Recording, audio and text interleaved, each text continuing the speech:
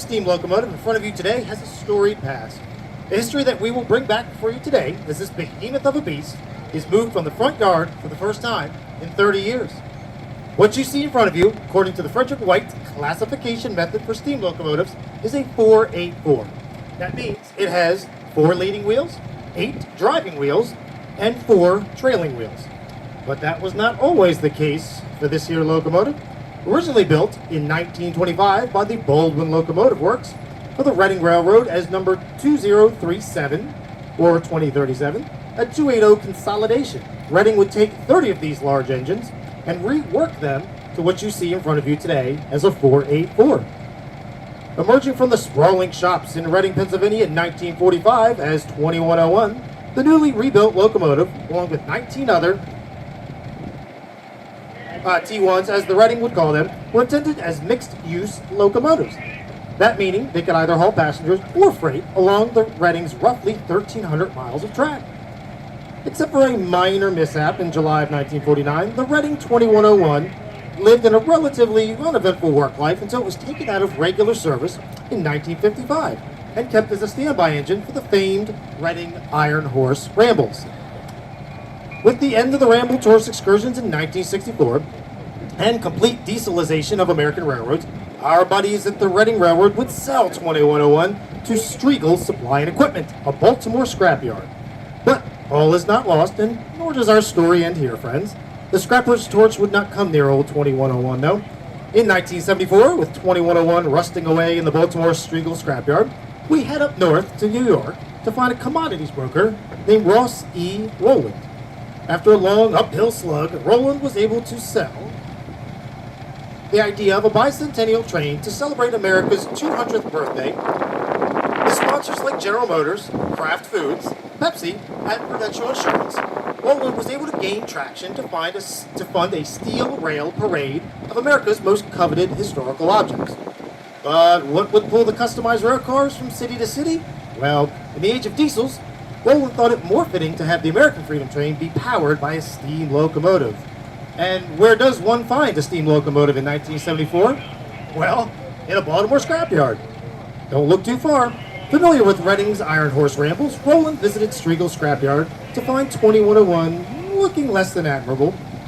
But through the eyes of Rowland's experienced steam locomotive machinist, 2101 was deemed fit for operational restoration. Towed out of Striegel's in February of 1975, 2101 would be taken to Chessie's Riverside shops, south of Federal Hill. With the help of volunteers and paid experienced steam mechanics, the old Reading T1 was restored to operation in no less than 5 weeks. Yes, you heard me right. Less than 5 weeks. A feat to behold. Used on the eastern leg of the American Freedom Train, 2101 shared the duties with the restored Southern Pacific Daylight 4449, which would pull the western leg. As the train traveled from city to city, it showcased such prodigious American treasures as George Washington's copy of the U.S. Constitution, Willie Mays' bat and glove, and Martin Luther King's vestments and personal Bible. After 2 years and traversing thousands of miles in the eastern section of the U.S., the AFT-1 would then sit cold in Lebanon, New Jersey rail yard until another reveille would wake it from its slumber.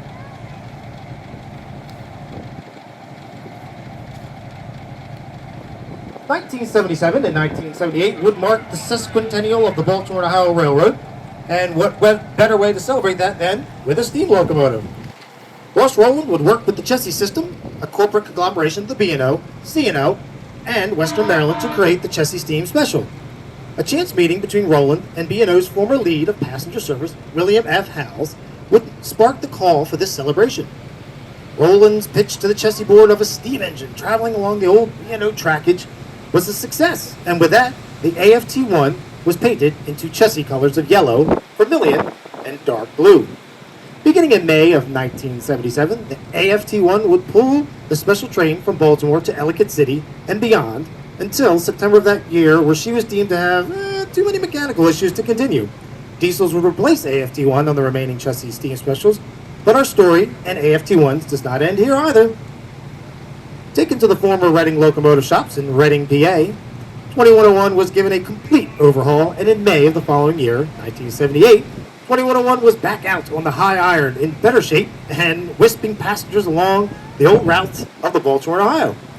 Pulling sold-out trips from May to the end of September of 1978, 2101 and the Chessie Steam Special stand out as one of the greatest public relation tools for any railroad.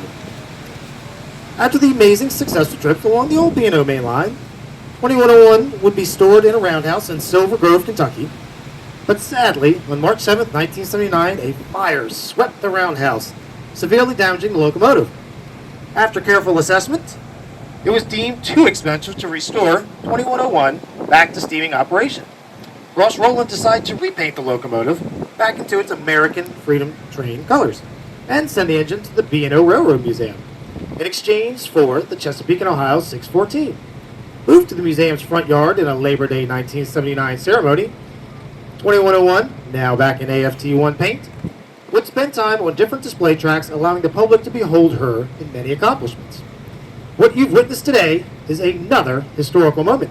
For the first time in over 30 years, the American Freedom Train No. 1 has been successfully moved to the B&O's restoration shop.